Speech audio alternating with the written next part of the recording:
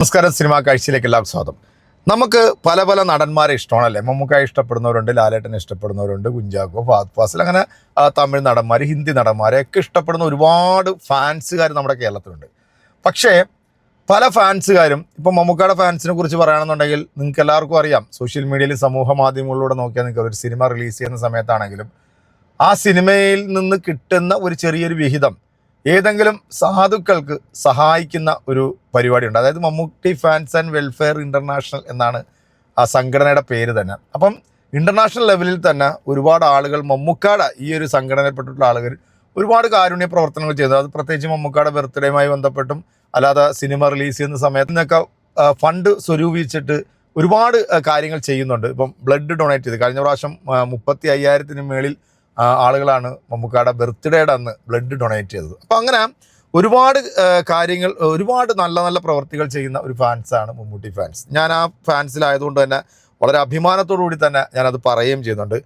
ഈ അന്ധമായിട്ടുള്ള ആരാധന അല്ലെങ്കിൽ അന്ധമായിട്ടുള്ള ഒരു നടനോടുള്ളൊരു ഒരു സ്നേഹപ്രകടനം ഒക്കെ കാണിക്കുന്നത് നല്ലതാണ്. പക്ഷേ അത് മറ്റ് നടന്മാരെ അല്ലെങ്കിൽ ലോകം അറിയപ്പെടുന്ന മമ്മൂക്കായെ പോലെ ഈ ഇന്ത്യൻ സിനിമയുടെ ഇതിഹാസമായി മാറിയിട്ടുള്ള നമ്മുടെ മമ്മൂക്കായെ കുറിച്ചിട്ടൊക്കെ വളരെ മോശമായിട്ടുള്ള കമൻറ്റുകളും വളരെ മോശമായിട്ടുള്ള പിക്കുകളൊക്കെ ചെയ്യുന്ന ഒരു നടൻ്റെ ഫോട്ടോയും വെച്ചിട്ട് അദ്ദേഹത്തിൻ്റെ ഫാൻസ് ആണ് എന്ന് പറയുന്ന ഇവനൊക്കെ ഉണ്ടല്ലോ. ഇവൻ്റെ പേര് ഷിയാസ് മുഹമ്മദ് എന്നാണ് ഇവൻ്റെ പേര്. അപ്പോൾ ഇവൻ്റെ ഒരു പ്രൊഫൈലാണ് നിങ്ങളിപ്പോൾ ഈ കാണുന്നത്. മമ്മൂക്കായ താഴെ ഇട്ടിട്ട് മോഹൻലാൽ ചവിട്ടുന്നതായിട്ടുള്ള ഒരു പിക്ക്. പിന്നെ അതിനുശേഷം ഇപ്പം ഈ ദൃശ്യം 3 ഇപ്പം 150 കോടിയിലെത്തിയല്ലോ. 5 ദിവസം കൊണ്ട് 150 കോടിയിലെത്തിയിട്ടുണ്ട്. അപ്പം അത് ഈ ഒരു പിക്ക് മമ്മൂക്കായെ പോലൊരു നടനെ അവഹേളിക്കുന്ന, അധിക്ഷേപിക്കുന്ന, ഇത് ഒരു യഥാർത്ഥ ഫാൻസുകാരന് യോജിച്ചതാണോ? ഇനിയിപ്പോൾ ഇത് മോഹൻലാലിനെ കുറിച്ചിട്ട് മമ്മൂട്ടി ഫാൻസുകാർ ഇത്തരത്തിൽ വികൃതമായിട്ടുള്ള പോസ്റ്റുകളും ഇതൊക്കെ ക്രിയേറ്റ് ചെയ്താൽ അതിനെയും ഞാൻ എതിർക്കും. കാരണം അത് തെണ്ടിത്തരവും തെമ്മാടിത്തരവുമാണ് ആണെന്ന് തന്നെ ഞാൻ പറയും. നമുക്ക് സിനിമ കാണുമ്പോൾ നമുക്ക് അതിനകത്ത് അഭിപ്രായ വ്യത്യാസങ്ങളുണ്ടാവും. അത് നമ്മൾ പറയും, നമ്മൾ പ്രകടിപ്പിക്കും. പക്ഷേ ഇതുപോലത്തെ തെണ്ടിത്തരം കാണിക്കുന്ന ഒരുത്തന്നെ എനിക്ക് തോന്നുന്നില്ല മമ്മൂട്ടി ഫാൻസിലോ മറ്റേതെങ്കിലും ഫാൻസിലുള്ളോ എന്നുള്ളത്.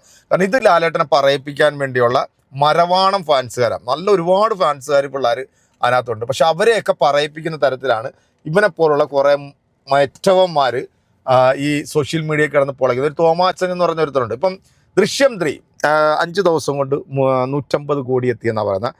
3 ദിവസം കൊണ്ട് സിനിമ 100 കോടി ക്ലബിൽ കയറിയായിരുന്നു.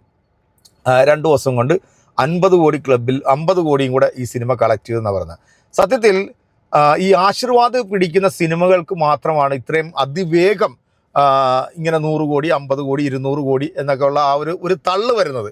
ഇത് സത്യസന്ധമായിട്ട് നമ്മൾ ഒന്ന് പരിശോധിച്ച് നോക്കുകയാണെങ്കിൽ ഈ സിനിമയ്ക്ക് ഇത്രയധികം കളക്ഷൻ വന്നിട്ടില്ല എന്നുള്ളത് കോമൺ സെൻസ് വെച്ച് ചിന്തിക്കുന്ന ഒരാൾക്ക് മനസ്സിലാവും. അതിൻ്റെ പ്രൂഫും കാര്യങ്ങളൊക്കെ ഒരുപാടുണ്ട്. നിങ്ങൾക്ക് ഇപ്പോൾ സോഷ്യൽ മീഡിയയിൽ പോയി നോക്കിക്കഴിഞ്ഞാൽ നിങ്ങൾക്ക് കാണാം.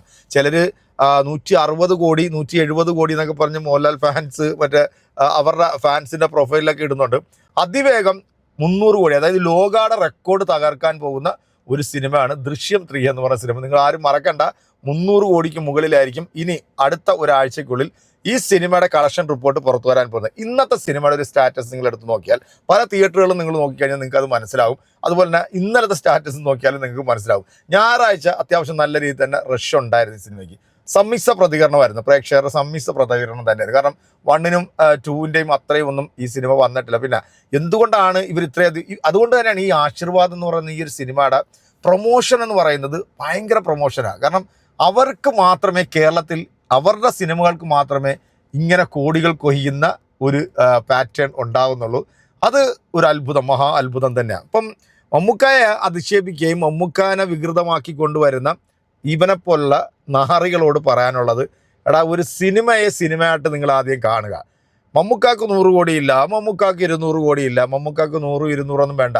അദ്ദേഹത്തിൻ്റെ ഇപ്പോൾ അർഹതയ്ക്കുള്ള മറ്റൊരു അംഗീകാരം കൂടെ ലഭിച്ചിട്ടുണ്ട്. 3ാമത് ഡോക്ടറേറ്റ് പദവി നൽകി ഗവർണർ ആദരിക്കുന്ന ആ ഒരു വീഡിയോ നമ്മൾ കണ്ടു അല്ലേ. അത് മതി. 74ാമത്തെ വയസ്സിലും അദ്ദേഹം ചെയ്തിട്ടുള്ള കഥാപാത്രങ്ങൾ, അദ്ദേഹം ഇവിടുത്തെ പ്രേക്ഷകർക്ക് കൊടുക്കുന്ന അത് 100 കോടിയല്ല, 1000 കോടിയുടെ ഒരു വാല്യൂ നമുക്ക് കിട്ടുന്നുണ്ട്. കാരണം അദ്ദേഹം നോക്കുന്നത് അദ്ദേഹത്തിന് സിനിമയാണ്.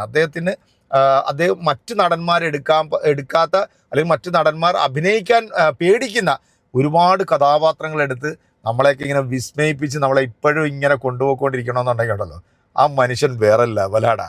നിന്നെപ്പോലുള്ള ചില കൂതറകളാടാ ഈ നടനെ പറയിപ്പിക്കുന്നത്.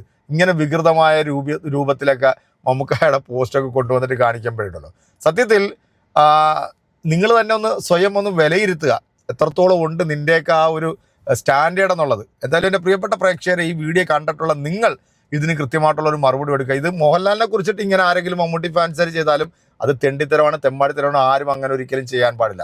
നമുക്കൊരു സിനിമ കാണാം, സിനിമ കണ്ട് സിനിമയുടെ അഭിപ്രായം പറയാം. കൊള്ളത്തില്ല എന്ന് പറയാം. ലാലേട്ടൻ്റെ പെർഫോമൻസ്, മമ്മൂക്കായുടെ പെർഫോമൻസ് കണ്ടിട്ട് കൊള്ളത്തില്ലെങ്കിൽ അതും നമുക്ക് കൊള്ളത്തില്ല എന്ന് പറയാം. അതൊക്കെ മാന്യത ഉണ്ടായിരുന്നു. പക്ഷെ ഇത് കാണിക്കുന്നത് തന്തയില്ലാഴിയാണെന്ന് പറയാതിരിക്കാൻ നിവർത്തിയില്ല. എന്താണേലും എനിക്കത് കണ്ടപ്പം അങ്ങോട്ട് ഇഷ്ടപ്പെട്ടില്ല. അതുകൊണ്ടാണ് ഞാൻ ഈ വീഡിയോ ആയിട്ട് വന്നത്. അപ്പോൾ അടുത്തൊരു വീഡിയോ നമുക്ക് വീണ്ടും കാണാം. ബൈ.